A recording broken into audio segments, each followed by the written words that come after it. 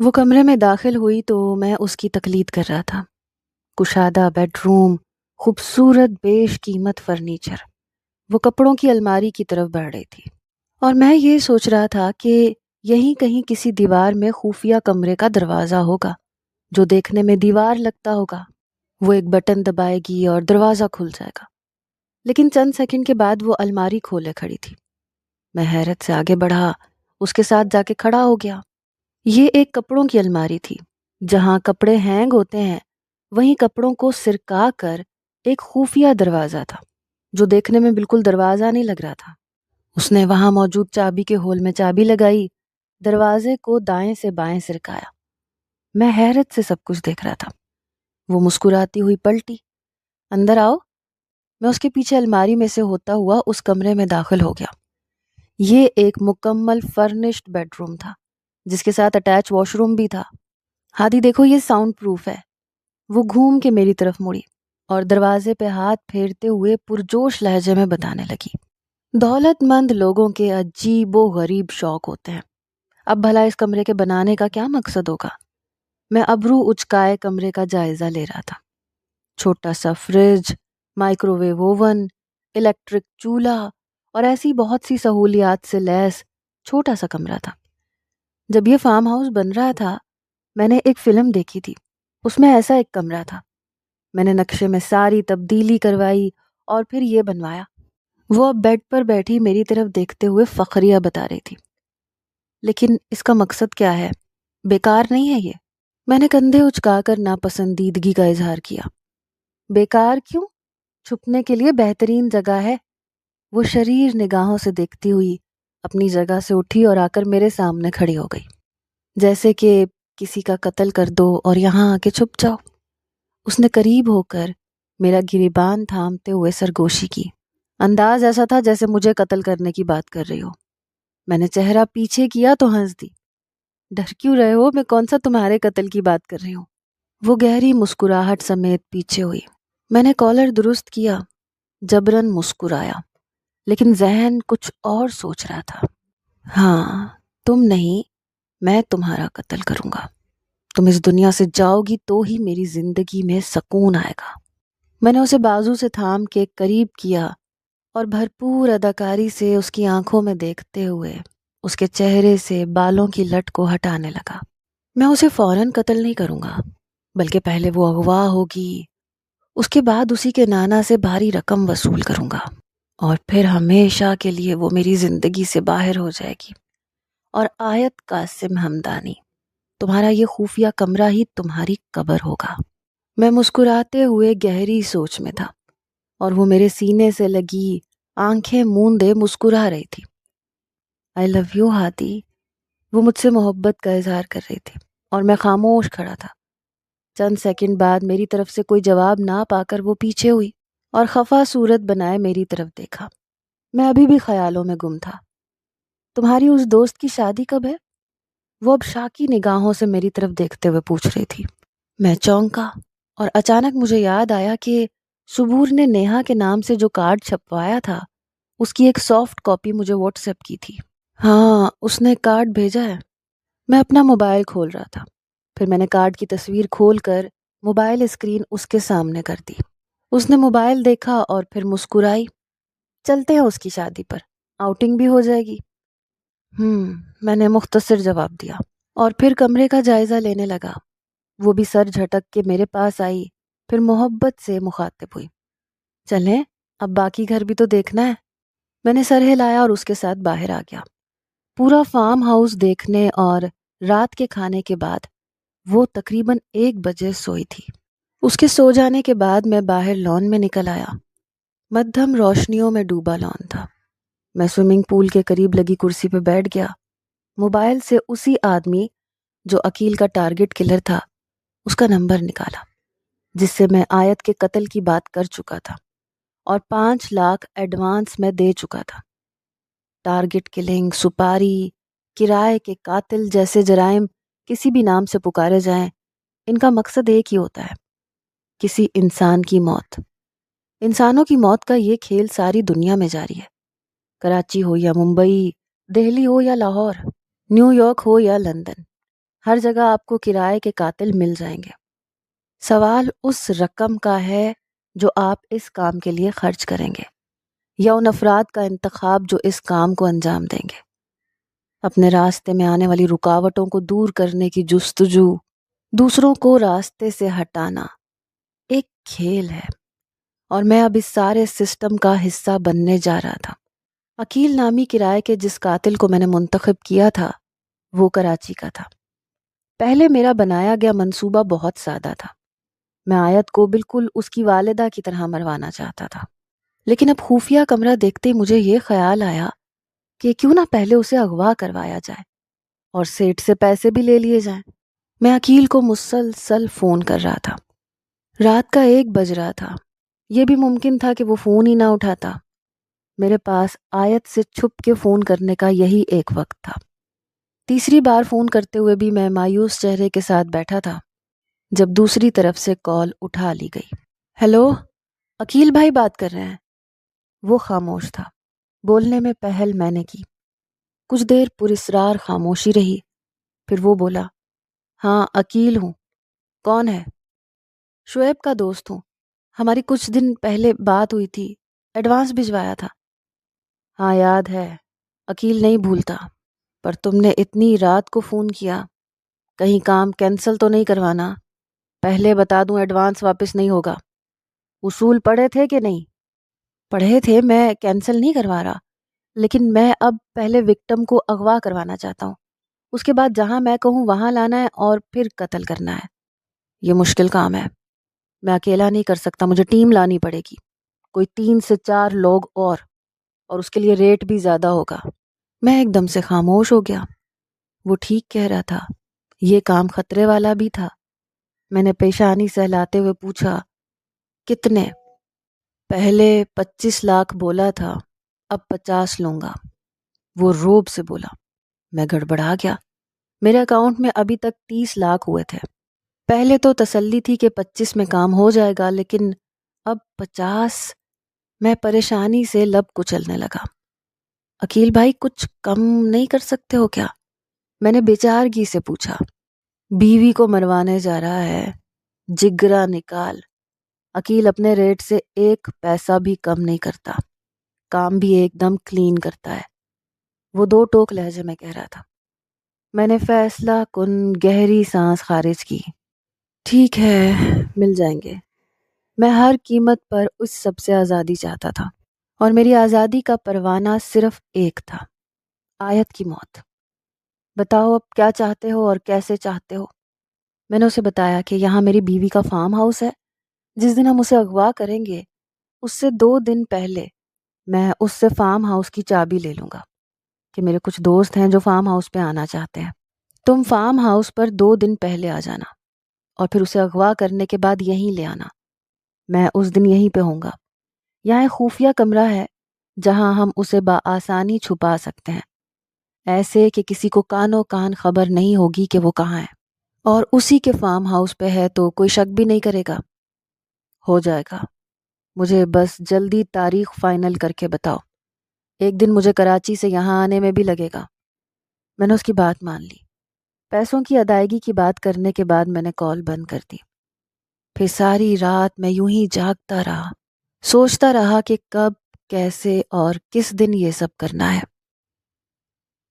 اتنی دولت اور نانا ابی کی بے تحاشا محبت کے باوجود میرے اندر موجود محرومیاں رہیں۔ وہ مجھے ایک نامکمل شخص بناتی تھیں، لیکن اب ہادی اور ہادی کی محبت نے مجھے مکمل بنا دیا تھا۔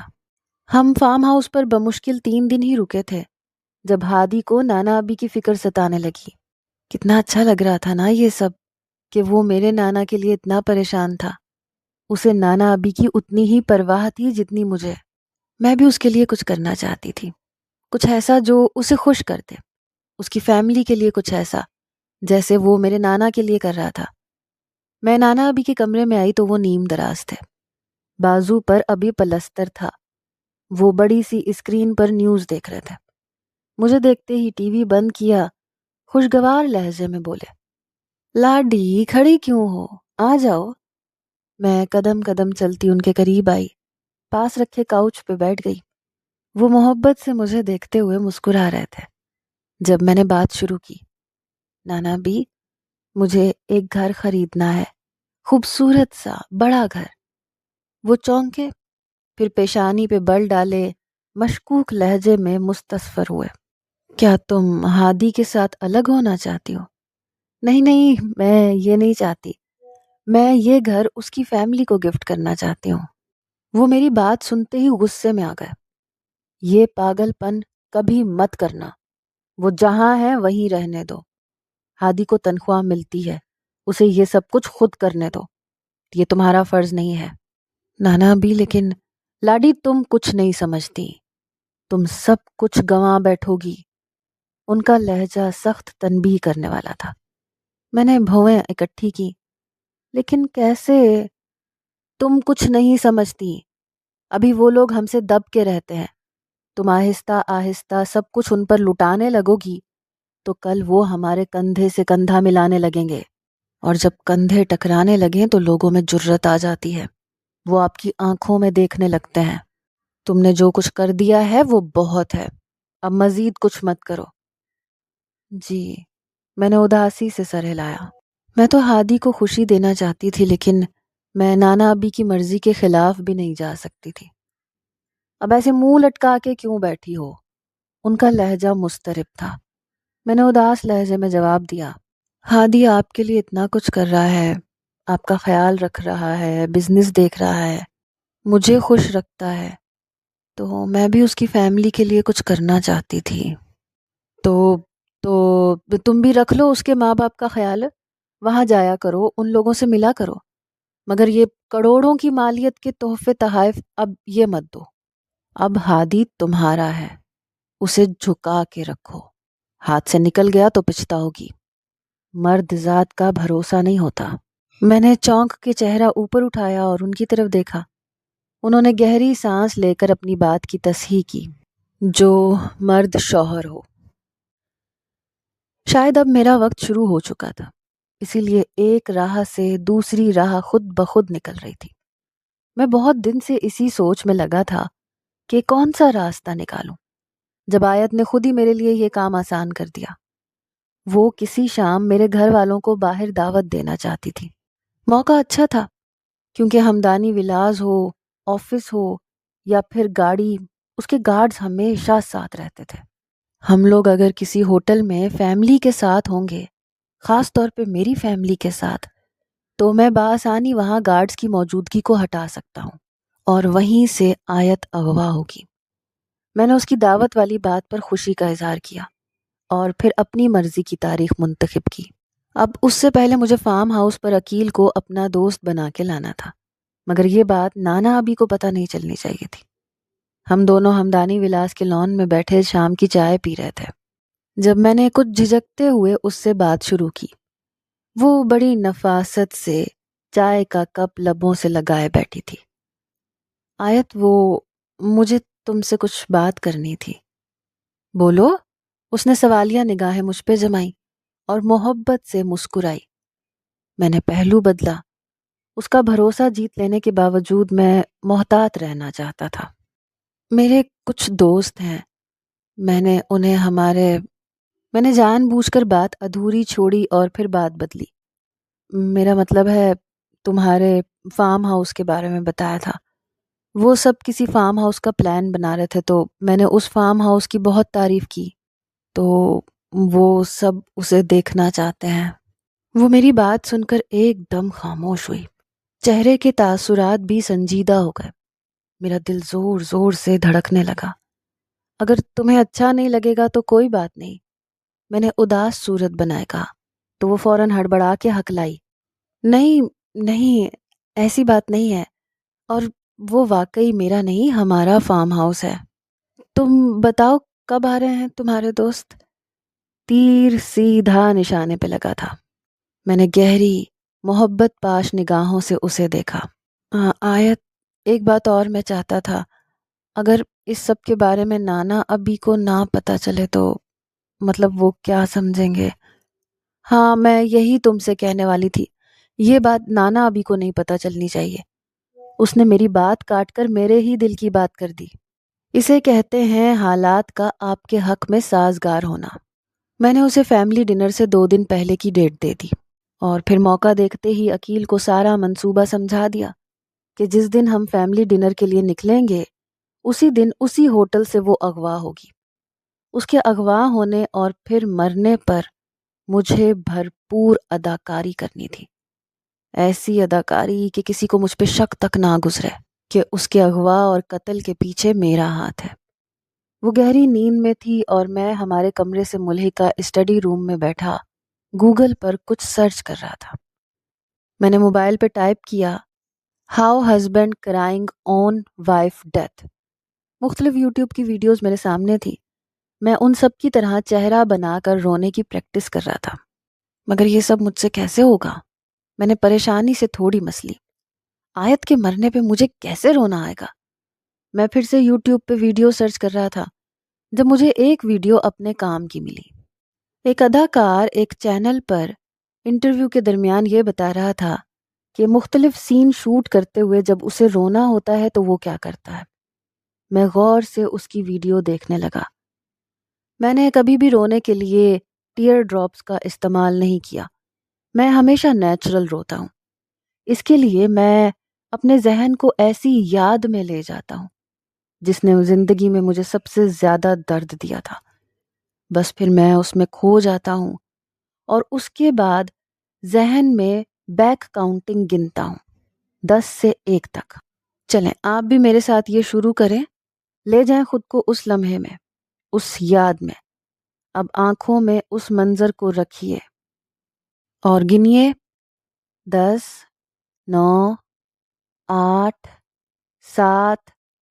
میں یہ ویڈیو بار بار دیکھ رہا تھا اور رونے کی پریکٹس کر رہا تھا۔ میں اپنے ذہن میں وہ لمحہ لے کر آیا جب شیر علی نے مجھے صبور کی انگوٹھی دی تھی اور کہا تھا کہ اسے جلا کر دفن کر دیا گیا ہے۔ ویڈیو میں اداکار الٹی گنتی گن رہا تھا، 6، 5، 4، 3، 2 اور 1۔ میں نے رونے والی شکل بنائی، آنکھیں نم ہو رہی تھیں، چہرے کے تاثرات رونے والے تھے۔ جبھی پیچھے سے آیت کی آواز سنائی دی، ہادی کیا کر رہے ہو یہاں؟ میں نے تیزی سے موبائل اسکرین بند کی اور رخ موڑا۔ تم جاگ گئی؟ میں نے فوراً مصنوعی مسکراہٹ سجائی اور اٹھا۔ جھوٹ موٹ کا مسکرانا کتنا آسان تھا اور رونا اتنا ہی مشکل۔ وہ مضطرب سی بھویں سکیڑے میرے قریب آ گئی۔ ہاں، اچانک آنکھ کھل گئی تھی، خواب اچھا نہیں آیا۔ تم کیا کر رہے ہو؟ وہ میرے سامنے کھڑی تھی، کچھ پریشان سی، کچھ تھکی سی، ویسے ہی نیند نہیں آ رہی تھی۔ تم بتاؤ کیا خواب دیکھا؟ میں نے اس کا دھیان ہٹانے کے لیے ہاتھ کی پشت نرمی سے اس کے گال پہ پھیرتے ہوئے تفکر سے پوچھا۔ عجیب خواب تھا، میں کسی ویران جگہ پہ بھاگ رہی ہوں، کوئی میرے پیچھے ہے لیکن میں اسے پہچان نہیں پا رہی ہوں۔ میں بہت ڈر گئی تھی ہادی۔ وہ پریشان لہجے میں مجھے اپنا خواب سناتے سناتے سہم کر میرے ساتھ لگ گئی۔ میں بھی اس کے سر پہ ہاتھ پھیرنے لگا۔ اصل زندگی میں تو نہ تم خدا سے ڈرتی ہو اور نہ ہی کسی اور سے، ایک خواب سے ڈر گئی۔ میں نے تنفر سے سوچا، ڈرو نہیں، کبھی کبھی ایسے خواب آ جاتے ہیں، چلو میں تمہیں سلاتا ہوں۔ میں محبت سے کہتا اسے یوں ہی اپنے ساتھ لے آیا۔ وہ میرے بازو پہ سر رکھے آنکھیں موند چکی تھی اور میں ذہن میں پریکٹس کر رہا تھا، 10، 9، 8۔ میں کار میں ہادی کے ساتھ بیٹھی بار بار اسے دیکھ رہی تھی۔ ہم لوگ ہمدانی ولاس سے ہوٹل کے لیے نکلے تھے اور ابھی راستے میں تھے۔ ایک گاڑی ہادی کے گھر سے اس کی فیملی کو لا رہی تھی، لیکن وہ پریشان کیوں تھا؟ اسے تو خوش ہونا چاہیے تھا۔ میں اس کی فیملی کو دعوت دے رہی تھی، اس کے دوستوں کو اس کے کہنے پہ فارم ہاؤس میں ٹھہرا دیا تھا۔ زیادہ دیر رہا نہیں گیا تو میں نے پوچھ ہی لیا، ہادی کیا ہوا، پریشان کیوں ہو؟ سب ٹھیک ہے نا؟ میں نے محبت سے اس کے ہاتھ پہ ہاتھ رکھا۔ وہ چونکا، شاید کسی خیال میں تھا۔ ہاں میں ٹھیک ہوں، ویسے ہی کل رات فارم ہاؤس پہ دوستوں کے ساتھ جاگتا رہا تو نیند پوری نہیں ہوئی۔ وہ واقعی تھکا ہوا لگ رہا تھا، اب اپنی پیشانی کو سہلا رہا تھا۔ تو بتا دیتے، آج کا پروگرام کینسل کر دیتے، کسی اور دن رکھ لیتے۔ کیوں؟ نہیں، ابھی ایسا بھی کوئی تھکا ہوا نہیں، بس کچھ پریشان بھی ہوں۔ کس بات کو لے کر؟ میں نے پریشانی سے پوچھا۔ وہ کچھ دیر خاموش رہا، پھر ڈرائیور کے ساتھ بیٹھے گارڈز کو دیکھ کر قدرے دھیمے لہجے میں بولا، یہ گارڈز، یہ سب میری فیملی کے ساتھ تھوڑا عجیب نہیں ہے؟ میرا مطلب، میری بہنوں کو ایسے غیر مردوں کے سر پہ کھڑے رہنے سے الجھن ہوگی۔ وہ متذبذب لہجے میں اپنی پریشانی بتا رہا تھا۔ اف، یہ بات تھی۔ میں سر پہ ہاتھ مارتے ہوئے ہنس دی۔ یہ کون سی پریشانی کی بات ہے؟ میں گارڈز کو ہوٹل کے اندر آنے سے منع کر دوں گی۔ وہ مسکرا دیا۔ تھینک یو، تم نے حل پیش کر دیا۔ میں تو پریشان ہو رہا تھا۔ میرے ہوتے ہوئے پریشان ہونے کی کیا ضرورت ہے؟ میں نے مسکراتے ہوئے کہا تو جواباً وہ بھی مسکرا دیا۔ کار ہوٹل کے سامنے رک گئی۔ میں گارڈ سے مخاطب ہوئی، متین بھائی، آپ لوگ سب ہوٹل کے اندر نہیں آئیں گے، یہیں ویٹ کریں گے ہمارا۔ پر چھوٹی بی بی، میں نے کہا نا۔ میں نے سختی سے ٹوکا تو وہ سر جھکا کے خاموش ہو گیا۔ میں نے مسکرا کر ہادی کی طرف دیکھا تو وہ اب قدرے کم پریشان تھا۔ ہم لوگ کار سے اترے اور ہوٹل کی طرف بڑھ گئے۔ متین بھائی اور میرے پیچھے آنے والے کار کے سبھی گارڈز ہوٹل کے باہر ہی رک گئے۔ ہادی کی فیملی بہت خوش تھی۔ میں نے ان کے لیے پورا ہوٹل بک کروا دیا تھا۔ آج یہاں صرف ہم لوگ تھے۔ میں نے ان کے لیے قوالی نائٹ کا بھی انتظام کیا تھا۔ یہ اوپن ہوٹل تھا جس کے لان کو مکمل طور پر سجایا گیا تھا۔ بوفے سسٹم تھا اور خوبصورت سجاوٹ تھی۔ ہادی کے تمام رشتہ دار مدعو تھے، سب چہک رہے تھے۔ ایک ہادی تھا جو ابھی بھی پریشان لگ رہا تھا۔ وہ ایک طرف کھڑا کسی سے فون پہ بات کر رہا تھا، ساتھ ہی ساتھ پیشانی دبا رہا تھا۔ میں مہمانوں کے بیچ میں سے اٹھ کے اس کے پاس چلی آئی۔ ہادی، کیا ہوا؟ طبیعت تو ٹھیک ہے؟ میں نے پریشان لہجے میں پوچھا۔ پتہ نہیں، عجیب دل گھبرا رہا ہے۔ یہاں واش روم کہاں ہے؟ وہ اپنے سینے پہ ہاتھ پھیر رہا تھا۔ میں مزید پریشان ہو گئی، آخر اسے کیا ہو رہا تھا؟ میں جاتا ہوں، عجیب متلی سی ہو رہی ہے۔ وہ آگے بڑھا اور پھر مڑا۔ آیت، میرے ساتھ آؤ، وہ پریشان لہجے میں کہہ رہا تھا۔ میں تو خود اسے یوں اکیلے جانے ہی نہیں دینا چاہتی تھی، فوراً اس کے ساتھ چل پڑی۔ واش روم جینٹس تھے، اس لیے وہ مجھے باہر رکنے کا اشارہ کر کے خود اندر چلا گیا۔ میں یوں ہی پریشان کھڑی تھی جب اچانک میرے عقب سے کسی نے میرے ناک اور منہ پہ کچھ رکھا۔ میں نہ چیخ سکتی تھی، نہ ہادی کو بلا سکتی تھی۔ حواس کھونے سے پہلے تک مجھے بس اتنا یاد رہا، کسی نے میرے ہاتھ سے میرا موبائل چھین لیا تھا۔ افراتفری جب پھیلی جب آیت کو غائب ہوئے آدھا گھنٹہ گزر چکا تھا، اور یہ بات صرف میں جانتا تھا کہ وہ پچھلے آدھے گھنٹے سے ہم میں موجود نہیں ہے۔ باقی سب کو یہ لگا کہ وہ ابھی ابھی لاپتہ ہوئی ہے۔ سب سے زیادہ شور ڈالنے والا بھی میں ہی تھا۔ ہم لوگ سب کے سب بوکھلاہٹ کا شکار تھے۔ یوں ہی سب ہمدانی ولاس پہنچ گئے، جہاں سیٹھ ہمدانی نے فوراً مجھے بلایا۔ انہیں کسی کا فون آیا تھا۔ آیت اغوا ہو چکی تھی اور وہ تاوان مانگ رہے تھے۔ یہ فون میں نے ہی کروایا تھا۔ میں نے عقیل سے کہا تھا کہ وہ 1 کروڑ کا تاوان مانگے گا۔ میں سیٹھ ہمدانی کے سامنے بیٹھا تھا اور ذہن میں الٹی گنتی گن رہا تھا، کیونکہ ابھی مجھے رونے کی اداکاری کرنی تھی۔ 10، 9، 8۔ کمبخت کون ہے یہ؟ سیٹھ کی پریشانی میرے دل کو سکون دے رہی تھی۔ وہ دانت پیستے ہوئے بول رہا تھا، پورے 5 کروڑ تاوان مانگ رہا ہے۔ میرا ذہن بھگ سے اڑ گیا۔ رونا بھول کے میں کسی مجسمے کی طرح بیٹھا تھا۔ جب پھر سے فون کی گھنٹی بجی، میں تیزی سے اٹھا اور ہاتھ کے اشارے سے سب کو فون اٹھانے سے منع کیا۔ ریسیور کو اٹھا کے کان سے لگایا۔ ہیلو؟ دوسری طرف عقیل ہی تھا۔ کون ہو تم؟ آیت کا شوہر بات کر رہا ہوں، میں نے پوری اداکاری کرتے ہوئے روب سے کہا۔ ابے بے غیرت، تو نے یہ کیوں نہیں بتایا کہ یہ سیٹھ ہمدانی کی نواسی ہے؟ سن، اب گیم بدل گئی ہے۔ ہم اسے لے کے ہمارے اڈے پہ آ گئے ہیں۔ اب اگر اسے مروانا چاہتا ہے تو 5 کروڑ کا انتظام کر۔ میرے طوطے اڑ گئے تھے۔ کبھی بچپن میں ایک شعر سنا تھا، ہم تو وہ سیاہ نصیب ہیں طارق کھولیں دکان کفن کی تو لوگ مرنا چھوڑ دیں۔ آج مجھے ایسے محسوس ہو رہا تھا جیسے طارق عزیز نے وہ شعر مجھی پر کہا تھا، مطلب کہ سیٹھ اور آیت ہمدانی جیسے لوگ کچھ بھی کریں چلتا ہے، ہم جیسا اگر ان جیسوں سے پلہ بھی جھاڑے تو ساری دنیا تو ایک طرف، خدائی بھی ہمارے خلاف ہو جاتی ہے۔ فون بند ہو چکا تھا اور میں یوں ہی ساکن کھڑا تھا۔ داماد جی پریشان نہ ہو، چھوٹی بی بی کو کچھ نہیں ہوگا۔ مجھے اپنے قریب سے شیر علی کی بازگشت سنائی دی، یعنی کہ مجھے کوئی جھوٹی اداکاری کے جوہر نہیں دکھانے پڑیں گے۔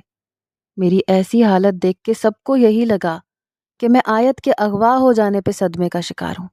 علی اور متین مجھے تھام کے صوفے تک لائے، سیٹھ کے سامنے بٹھا دیا۔ اماں ابا اور باقی لوگ کچھ دیر میں ہمدانی ولاز میں رہے اور پھر گھر چلے گئے۔ ہر شخص افسردہ اور دلگیر تھا، لیکن میری حالت سب سے الگ تھی۔ میں اماں ابا کو رخصت کرنے کے بہانے باہر نکل آیا اور پھر سب سے نظر بچا کے ایک خاموش گوشے میں آ گیا۔ عقیل کا نمبر ملایا اور پہلو میں ہاتھ رکھے متذبذب سا اس کے فون اٹھانے کا انتظار کرنے لگا۔ اس نے پہلی ہی کال پہ فون اٹھا لیا۔ میں نے دانت پیستے ہوئے بات شروع کی۔ تم نے مجھے دھوکہ دیا ہے۔ ابے چپ، دھوکہ تم نے مجھے دیا ہے۔ اتنے مالدار اسامی کا داماد ہے اور مجھے صرف 50 لاکھ میں ٹرخا دیا تھا۔ اب عقیل سودا کرے گا، 5 کروڑ پہنچا اور اس کا کام تمام ہو جائے گا۔ وہ انتہائی بدلحاظی سے مخاطب تھا۔ ایسے لوگوں سے تمیز کی توقع ہو بھی نہیں سکتی جن کے لیے پیسہ ہی سب کچھ تھا۔ میرا سانس لینا بھی دشوار ہو چکا تھا۔ اب مجھے احساس ہو رہا تھا میں بہت بڑی غلطی کر چکا ہوں۔ اوکے، 5 کروڑ بھی پہنچ جائے گا، لیکن میرا نام کہیں نہیں آنا چاہیے۔ آیت کہاں ہے؟ میں سرگوشی میں بات کر رہا تھا۔ اوہو، بڑی فکر ستا رہی ہے۔ ویسے ایک بات ہے، تو دنیا کا کوئی بہت ہی بڑا بیوقوف انسان ہے۔ اتنی حسین بلا سے بھلا کون پیچھا چھڑواتا ہے؟ اس کا لہجہ نہایت عجیب تھا۔ میرے دماغ کی رگیں چٹکنے لگیں۔ اس پل مجھے احساس ہوا کہ میں نے اپنے بدلے کی آگ بجھانے کے چکر میں آیت کو کس آگ میں جھونک دیا۔ دفتن میرے ہاتھ میرے ماتھے پر تھے۔ بکواس بند کر، اسے کوئی نقصان نہیں ہونا چاہیے، میں ہکلایا۔ وہ خباثت سے کہکہا لگا کے ہنسنے لگا۔ ہاں، خوب اچھی کہی جینٹل مین، جان سے مار دینے سے بڑا نقصان کیا ہوگا؟ تجھے تو وہ خلاص چاہیے نا، تو اس سے پہلے کیا ہوتا ہے تجھے اس سے کیا لینا دینا؟ اس کا لب و لہجہ انتہائی ٹپوری تھا۔ میرے پسینے چھوٹ گئے۔ یہ سب تو میں نے سوچا تک نہیں تھا۔ اس سے پہلے کہ میرے لب ہلتے وہ مزید بول رہا تھا۔ چل اب پیسے کا انتظام کر اور مجھے اب بار بار کال مت کریو، بائے۔ فون بند ہو چکا تھا اور میں گہرے گڑھے میں گر رہا تھا۔ یہ میں نے کیا کر دیا؟ مجھے ایسے لگ رہا تھا میں دوزخ کی آگ میں جل رہا ہوں۔ میں یوں ہی مجسم بنا کھڑا تھا جب پیچھے سے کسی کی ہانپتی ہوئی آواز سماعت سے ٹکرائی۔ داماد جی آپ یہاں ہیں؟ پوری حویلی چھان ماری، چلیے سیٹھ صاحب بلا رہے ہیں۔ میں مڑا تو ملازم پریشان حال سا میرے ساتھ چلنے کا منتظر تھا۔ میں اس کے ساتھ چلتا ہال تک پہنچا جو آدمیوں سے بھرا ہوا تھا۔ اسلحے سے لیس آدمی تھے اور آج ایسے ایسے چہرے نظر آ رہے تھے جو میں نے پہلے کبھی ہمدانی ولاج میں نہیں دیکھے تھے۔ مجھے دیکھتے ہی سیٹھ نے مجھے بیٹھنے کا اشارہ کیا، پھر بلند آواز میں مگر مختصر سا تعارف کروایا۔ یہ ہمارا داماد ہے، آیت کا شوہر۔ سب نئے چہروں نے ایک نگاہ مجھ پہ ڈالی اور سر ہلانے پر اکتفا کیا۔ یہ لمحہ ایسا تھا سیٹھ ہمدانی سمیت اس کے سارے جان نشین سوگوار تھے۔ میرے بیٹھتے ہی ان سب میں سے ایک اپنی بھاری آواز میں معلومات دینے لگا۔ سیٹھ جی یہ عنایت اللہ کا کام نہیں ہے، یہ لیاری کے کنگ وار سے ہے، کرائے کا قاتل ہے، عقیل پٹھو نام ہے، پتہ چلا ہے یہیں لاہور میں ہی ہے ابھی۔ میرا سانس سینے میں ہی کہیں اٹک گیا۔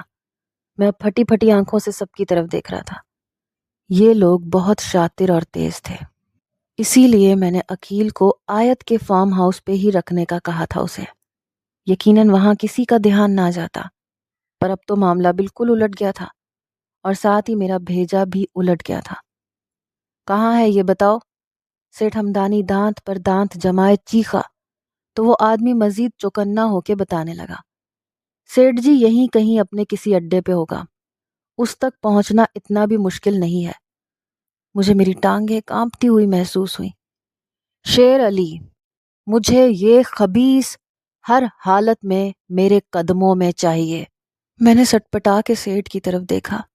وہ اپنی چیتے جیسی آنکھیں چندی کیے بیٹھا تھا۔ جو حکم آپ کا، ہم ابھی نکل رہے ہیں۔ وہ کسی چوہے کے بل میں بھی ہوا تو نکال لائیں گے، اور ادھر آپ کے قدموں میں ہوگا۔ اور یاد رکھنا، لاڈی کو ایک کھرونچ بھی نہیں آنی چاہیے۔ اب کی دفعہ سیٹھ کے لہجے میں ہلکا سا خوف نمایا تھا۔ میں فوراً اپنی جگہ سے کھڑا ہو گیا۔ مجھے اب اپنی جان کے لالے پڑ گئے تھے۔ عقیل زندہ سلامت سیٹھ کے پاس پہنچا تو زبان کھول دے گا، اور میں نے اس خیال سے جھرجھری لی۔ میں ساتھ چلتا ہوں، میں نے گڑبڑا کے ساتھ چلنے کا کہا۔ ارے داماد جی، وہاں بہت خطرہ ہے۔ شیر علی نے فوراً منع کیا۔ ہاں تو خطرہ تو نہ جانے میں بھی تھا، میں نے سہم کے سوچا۔ نہیں، مجھے ساتھ جانا ہے، میں نے اٹل لہجے میں کہا تو سیٹھ نے ہاتھ اٹھائے شیر علی کو بولنے سے روک دیا۔ خطرہ؟ کیسا خطرہ؟ سیٹھ ہمدانی کا داماد ہے، اسے اب خطروں سے کھیلنا آنا چاہیے۔ میں نے پہلی دفعہ سیٹھ کے لہجے میں اپنے لیے اعتماد کو محسوس کیا، لیکن کیا فائدہ؟ عقیل کے پکڑے جانے کے بعد یہ اعتماد خاک میں ملنے والا تھا۔ چلیں داماد جی، شیر علی نے مجھے ساتھ چلنے کا اشارہ کیا۔ ہم سب بہت ساری جیپوں اور گاڑیوں میں نکلنے والے تھے۔ میں اب عقیل کے مر جانے اور آیت کے زندہ بچ جانے کی دعائیں مانگ رہا تھا، لیکن اچانک میرے ذہن میں ایک خیال آیا، اب کہیں اگر عقیل نے آیت کو یہ سب بتا دیا کہ اس کے ساتھ یہ سب کچھ میں نے کروایا ہے، پھر؟ میں نے جیب سے موبائل نکالا، لیکن میرے ساتھ بیٹھے متین نے گردن موڑ کے مجھے مشکوک نظروں سے گھورا۔ او، یہ تو وہی گارڈ تھا جسے آیت نے میرے کہنے پہ ہوٹل میں ہمارے ساتھ آنے سے منع کیا تھا۔ میں نے موبائل اسکرین آف کی اور اسے واپس جیب میں ٹھونس لیا۔ ہم 4 گھنٹے ہو چکے تھے مختلف جگہوں پہ چھاپے مار رہے تھے، لیکن عقیل عرف پٹھو واقعی کسی بل میں گھس گیا تھا۔ ایک جگہ سب گاڑیاں رک گئیں، پھر سب اتر کے ایک ساتھ اکٹھے ہو گئے۔ دادا، مجھے لگتا ہے اب ہم سب کو جانا چاہیے، صبح ہوتے ہی سب کی نظروں میں آ جائیں گے۔ ان میں سے ایک بڑی مونچھوں والے آدمی نے کہا، لیکن وہ نفی میں سر ہلانے لگا۔ نہیں، جب تک آیت نہیں مل جاتی ہم کہیں نہیں جائیں گے۔ چلو سب بیٹھو گاڑیوں میں۔ بڑی مونچھ والے نے روب سے انکار کیا۔ پھر سارے اپنی اپنی گاڑیوں میں سوار ہو گئے اور گاڑیاں آگے پیچھے زن زن کرتی نکلنے لگیں۔ مجھے ہوش آیا تو میرا سر شدید بھاری ہو رہا تھا۔ حواسوں میں آنے اور آنکھیں کھولنے میں چند منٹ لگے۔ میں ہل نہیں پا رہی تھی۔ ایسے محسوس ہو رہا تھا جیسے جسم رسیوں میں جکڑا ہوا ہے۔ بند آنکھوں میں ہی مجھے آہستہ آہستہ سب یاد آنے لگا۔ ہادی کی طبیعت خراب ہونا، میرا ہادی کے ساتھ ریسٹ رومز کی طرف جانا، اور پھر اچانک حملہ ہونا۔ میں نے آہستگی سے آنکھیں کھولی۔ یہ ایک نیم تاریک پرانا سا کمرہ تھا جہاں کاٹھ کباڑ تھا، اور میں ایک کرسی کے ساتھ بندھی ہوئی تھی۔ جیسے جیسے میرے حواس بحال ہوئے، جسم میں خوف کے احساس کی سوئیاں چبھنے لگیں۔ میں اغوا ہو چکی تھی۔ نانا ابھی، ہادی، میں نے اونچی آواز میں پکارا۔ دل خوف سے لرزنے لگا۔ میں نے اپنی زندگی میں اس سے زیادہ خوفناک لمحہ کبھی نہیں دیکھا تھا۔ میں نے خود کو زور زور سے جھٹکے دینے شروع کیے۔ میرے ہاتھ، کمر اور پاؤں بندھے ہوئے تھے۔ میں اونچی آواز میں چیخنے لگی، کھولو مجھے، کھولو، کوئی ہے، باہر نکالو مجھے۔ میں اتنی اونچی آواز میں چیخ رہی تھی کہ میرا گلا درد کرنے لگا، لیکن میں مسلسل چیخ رہی تھی۔ ایک جھٹکے سے لکڑی کا دروازہ کھلا اور کسی نے میرے چہرے پر ٹارچ ماری۔ اتنی تیز روشنی سے میری آنکھیں چندی آ گئیں، جنہیں میں نے سختی سے میچ لیا۔ قدموں کی چاپ اور ٹارچ کی روشنی میرے بہت قریب آ گئی۔ پھر کسی نے تھوڑی سے پکڑ کر میرا چہرہ ایک جھٹکے سے اوپر کیا۔ میں نے بمشکل آنکھیں کھولیں، مگر مجھ پر جھکا چہرہ کسی آدمی کا تھا۔ حسین، بہت حسین بلا ہو تم۔ وہ میری تھوڑی کو تھامے میرے چہرے کو دائیں بائیں گھما رہا تھا۔ ایک دم سے میری ریڑھ کی ہڈی میں سنسناہٹ ہونے لگی۔ لاشعور خطرے کی گھنٹیاں بجانے لگا۔ کون ہو تم؟ چھوڑو مجھے، تم نہیں جانتے میں کس کی بیٹی ہوں۔ میں نے ہکلاتے ہوئے اسے دھمکانے کی ناکام کوشش کی، جس پہ اس کا بلند و بالا کہکہا گونجنے لگا۔ پورے 2 منٹ کے کہکہے کے بعد اس نے میرا چہرہ سختی سے دبوچا اور اپنے بدبو کے بھپکے اڑاتا منہ میرے قریب کیا۔ جانتا ہوں، بہت اچھی طرح سے جانتا ہوں، سیٹھ تاج ہمدانی کی اکلوتی وارث۔ اتنی بدبو سے میرا دل بری طرح سے متلانے لگا، لیکن شاید اسے اس بات کا احساس نہیں تھا، اسی لیے وہ مجھ پہ یوں ہی جھکا ہوا مسلسل بول رہا تھا۔ کسی نے تجھے مارنے کی سپاری دی ہے، بے قدرے نے قیمت بہت کم لگائی تھی، پر فکر نہ کر، ہمیں قیمتی چیزوں کا مول لگانا خوب آتا ہے۔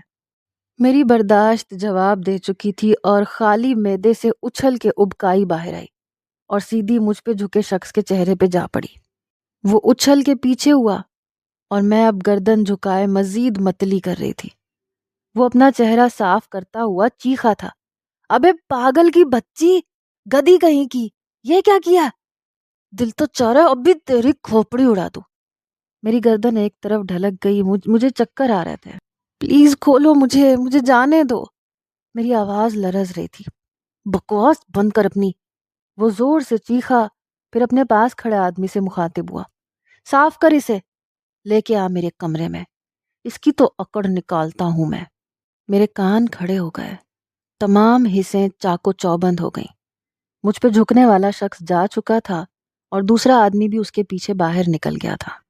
یہ ایک قدرتی عمل ہے کہ جب آپ خوف اور خود کے لیے خطرہ محسوس کرتے ہیں تو آپ کی تمام حصیں چوکنی ہو کر زیادہ تیزی سے کام کرنے لگتی ہیں۔ میرے ساتھ بھی کچھ ایسے ہی ہو رہا تھا۔ میری تمام حصیں تیز ہو چکی تھیں اور وجود صنف نازک سے صنف آہن جیسی کارکردگی دکھانے لگا تھا۔ میں پوری قوت سے بازوؤں اور جسم کو جھٹکے دے رہی تھی۔ کرسی کے کڑکنے کی آوازوں کے ساتھ ساتھ مجھے پیروں کے نیچے کانچ کے چٹکنے کی آوازیں آ رہی تھیں۔ میں ایک دم رکی، ذہن میں ایک خیال کوندا، لیکن اس میں خطرہ بھی تھا۔ مجھے کرسی سمیت نیچے گر کے کسی کانچ کے ٹکڑے کو اٹھانا تھا اور پھر اس سے رسی کو کاٹنا تھا۔ کیا میں ایسا کر سکتی ہوں؟ میں نے ایک لمحے کے لیے سوچا اور پھر اگلے ہی پل میں فیصلہ کر چکی تھی۔ مجھے خود کی عزت اور جان بچانے کے لیے یہ رسک لینا ہوگا۔ میں نے بندھے ہوئے دونوں پاؤں اوپر اٹھائے اور پوری قوت سے جسم کو جھٹکا دیا۔ ایسا کرنے کے تیسری بار میں کرسی سمیت نیچے فرش پہ تھی۔ مجھے اپنے بازو میں کوئی نوکیلی چیز گھسنے جیسا احساس ہوا۔ اس کے علاوہ بھی جسم کے مختلف حصوں میں چبھن تھی، لیکن بازو کی تکلیف اتنی زیادہ تھی کہ بے اختیار میرے منہ سے چیخ نکل گئی، لیکن شاید وہاں اب کوئی نہیں تھا۔ میں نے گہرے گہرے سانس لیتے ہوئے تکلیف کے اثر کو زائل کرنے کی کوشش کی۔ میرے بندھے ہوئے ہاتھوں کو زمین پہ پھیرنے لگی۔ مجھے کانچ کا کوئی ٹکڑا اٹھانا تھا۔ چند منٹ کی کوشش کے بعد ایک ٹکڑا میرے ہاتھ میں تھا۔ میں اسے کرسی پہ گھسا رہی تھی۔ ابھی رسی پوری طرح سے کٹی نہیں تھی کہ مجھے قدموں کی چاپ سنائی تھی۔ میرا دل زور زور سے دھڑکنے لگا۔ چند منٹ بعد میں نے کسی کو پانی کی بالٹی اٹھائے کمرے میں آتے دیکھا۔ میں ابھی بھی رسی کاٹنے میں لگی ہوئی تھی۔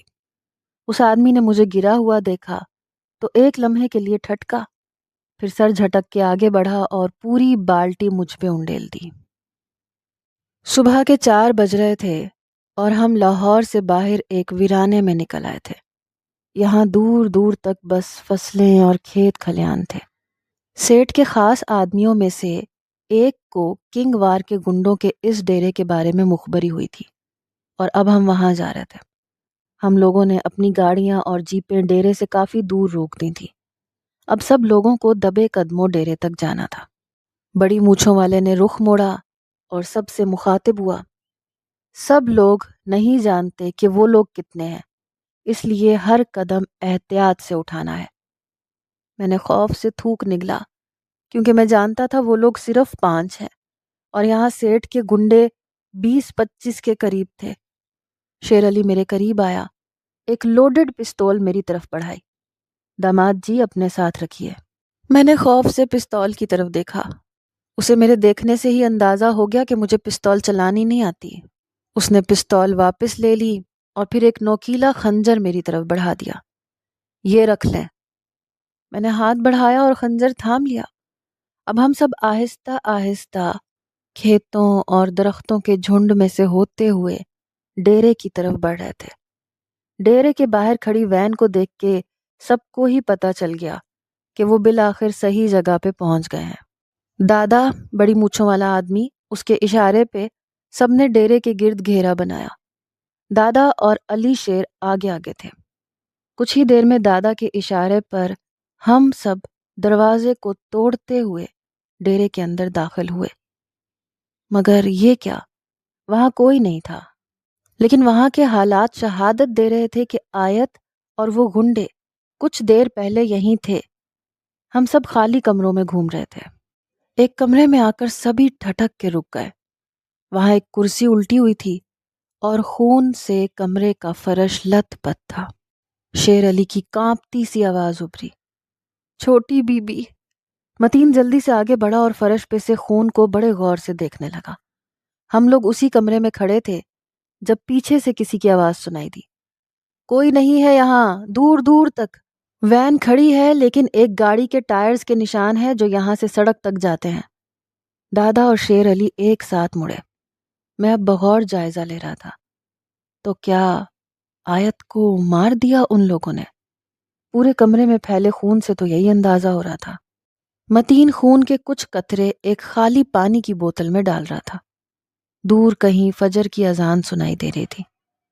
چلو اب واپس سیٹھ کے پاس، اب اس کا فون آئے گا تو ہی یہ اندازہ ہوگا کہ کیا ہوا ہے یہاں۔ دادا نے پریشانی سے تھوڑی مسلتے ہوئے کہا۔ پھر ہم سب واپس اپنی گاڑیوں اور جیپوں تک آ گئے۔ جب ہم ہمدانی ولاس پہنچے تو صبح کے 7 بج چکے تھے۔ میں سب سے نظر بچا کے بار بار عقیل کا نمبر ملا رہا تھا، لیکن دوسری طرف سے فون بند آ رہا تھا۔ بلڈ ٹیسٹ کی رپورٹ آنے کے بعد حویلی میں جیسے کوہرام مچ گیا۔